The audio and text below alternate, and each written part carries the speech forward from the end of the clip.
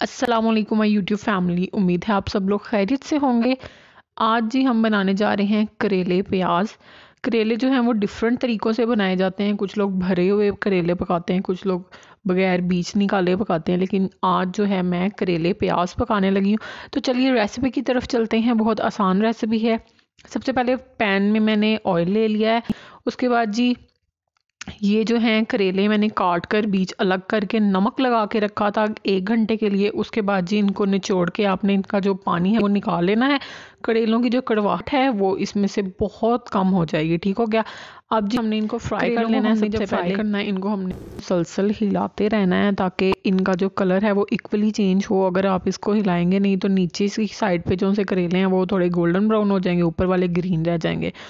तो आपने इनको हिलाते रहना है और जब तक इनका कलर जो है वो गोल्डन ब्राउन टाइप नहीं हो जाता आपने इनको अच्छे से फ्राई कर लेना है।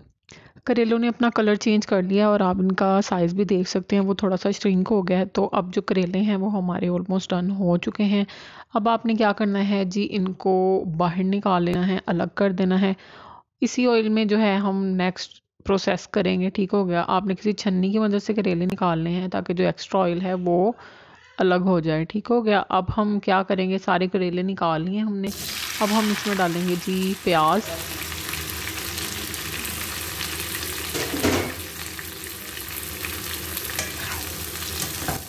मैंने तकरीबन 8 प्याज लिए थे दरमियाने साइज़ के और इनको मैंने मीडियम ही काटा था। बहुत मोटा भी नहीं काटा तो बहुत पतला भी नहीं था काटा। तो अब आपने इनको फ्राई करना है और इनको जब ये थोड़े से सॉफ्ट हो जाएंगे तब तक हमने इनको पकाना है। हमने इनको गोल्डन नहीं करना, क्योंकि अगर हम इनको अभी गोल्डन कर देंगे तो प्याज बहुत ज़्यादा नरम हो जाएंगे और वो फिर बिल्कुल खाने का मज़ा नहीं आता।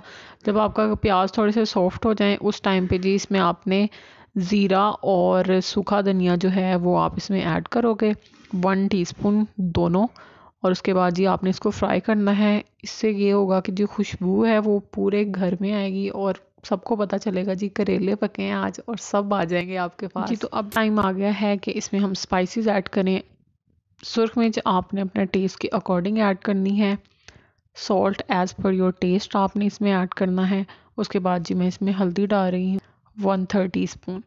ये तमाम चीज़ें डालने के बाद जी आपने 2 अदद दरमियाने साइज़ के टमाटर और 3 से 4 हरी मिर्चें जो हैं वो मैंने काट कर इसमें ऐड कर दी हैं। अब जी आपने इनको अच्छे से मिक्स कर लेना है और इसके बाद जी आपने इसको 2 से 3 मिनट के लिए भूनना है। उससे आपके जो मसाले हैं उसका कच्चापन ख़त्म हो जाएगा और वो अच्छे से पक जाएंगे। आपने 2 मिनट के लिए इनको अच्छे से भून लेना है जी। तो 2 मिनट हो गए हमें प्याज को भूनते हुए। अब हम इसमें डाल देंगे जी करेले जो हमने फ्राई करके पहले से रखे हुए थे।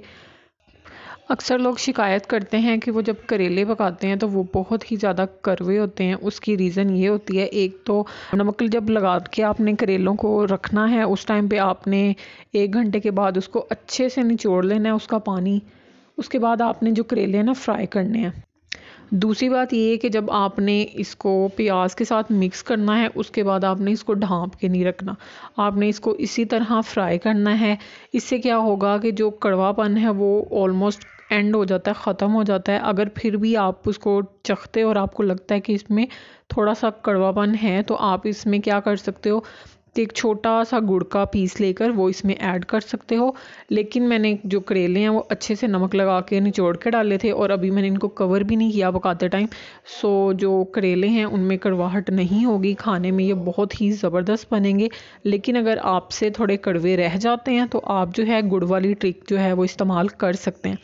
अच्छा जी, अब हमने जो है इसको अच्छे से भून लिया है। करेले जो हैं वो हमारे ज़बरदस्त से तैयार हो गए हैं। 2 सब्ज़ मिर्चें मैंने इसमें ऐड की हैं, आप भी डालें खूबसूरती के लिए।